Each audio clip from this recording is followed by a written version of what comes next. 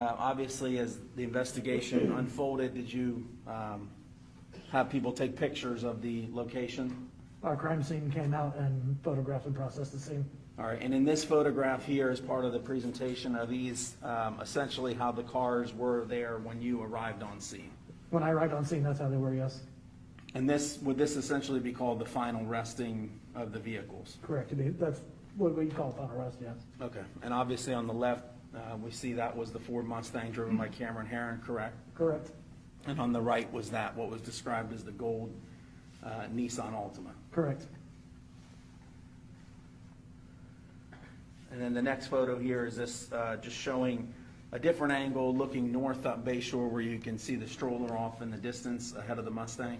Correct. Now this next photograph here, that would be, for the record, just a photograph up close of the Mustang where there's damage on the driver's side portion of that vehicle. Did you, in your investigation, determine, in fact, what you believe to be what had caused that damage there at that location? Would be the impact with the victims. Okay, and was it also impact with the stroller that was carrying Lilia, the Correct. child? Correct. And then the next slide, did you further just document a close-up just showing the damage, showing the strike? Was that picture consistent with the strike with both victims being there on the left driver's side of the vehicle? Yes. Okay. And then in the next picture, did you document that there was some damage to the vehicle there in the passenger bottom portion of the window, indicating where the victim had struck the windshield? Correct. And then in the last photograph here, is that a photograph of the stroller, just documenting the damage? Yes, that was a stroller would have been when we arrived. And was that damage, did you at some point verify that that damage was consistent with that damage there on the driver's side front portion of that Yes, Ford Mustang? You can line the stroller up with the Mustang, and you can see how it fits in there perfectly.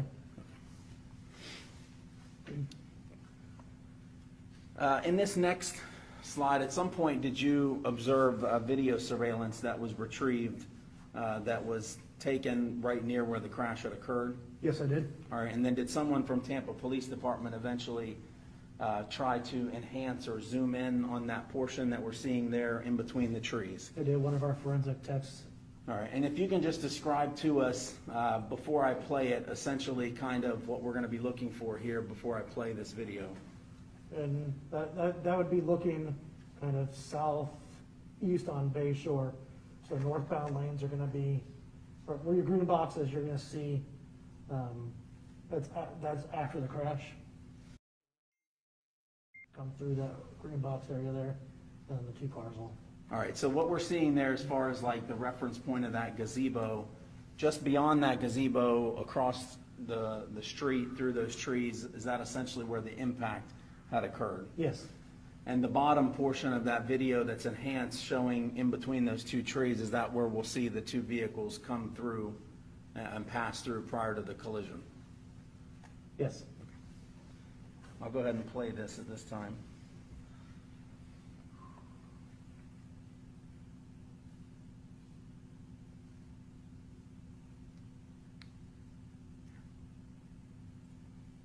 Now what we just saw it there, I'll play it again, but I just paused it there. Is that first vehicle that we see in that bottom enhanced portion, is that the Ford Mustang just prior to the collision? It is.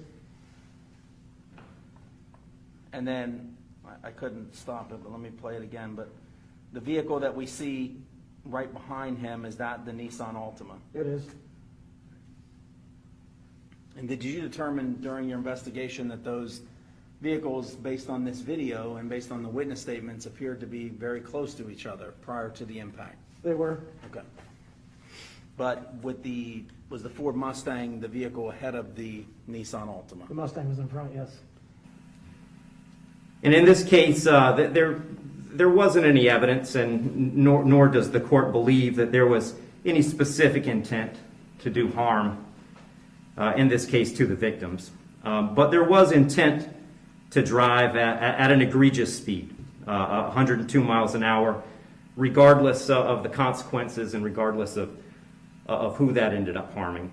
And then the second part of that, the second component, is the harm caused. And in this case, it's just impossible to have greater harm than the harm that occurred in this case, which was the loss of a mother, loss of a baby, and really the loss of a family as it existed when this occurred.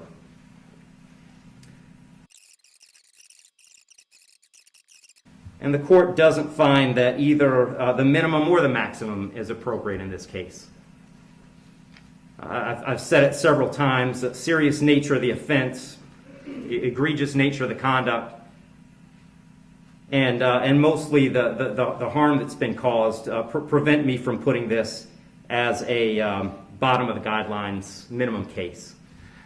But the departure bases argued by the defendant did provide some reason not to put it at the top of the maximum. And specifically, the court did take into account that the defendant's 18, certainly responsible for his actions, and he's being held accountable for his actions. But the age of 18, the court finds, is a mitigating factor and shouldn't put this at a maximum. Also, the complete lack of prior criminal history is something that the court considered as preventing this from being at the top. So having said all that, the court is going really toward the middle between the minimum under the guidelines and the maximum punishment permitted under Florida state law. So on count one, vehicular homicide, the court's going to adjudicate the defendant guilty, sentence him to 9 years in the Florida State Prison. On count two, same charge, court will adjudicate the defendant guilty, sentence him to 15 years Florida State Prison, and that'll run consecutive to count one for a total of 24 years Florida State Prison. Count three is a misdemeanor, unlawful racing on a highway, so the court will adjudicate the defendant guilty, sentence him to time served. Give credit for time served, I believe, 2 days. Court will impose mandatory court costs. Mr. Herron, you have given up the right to appeal the determination of your guilt or innocence. You do have 30 days to appeal the sentence of the court. And I'll direct the bailiffs to take Mr. Herron into custody.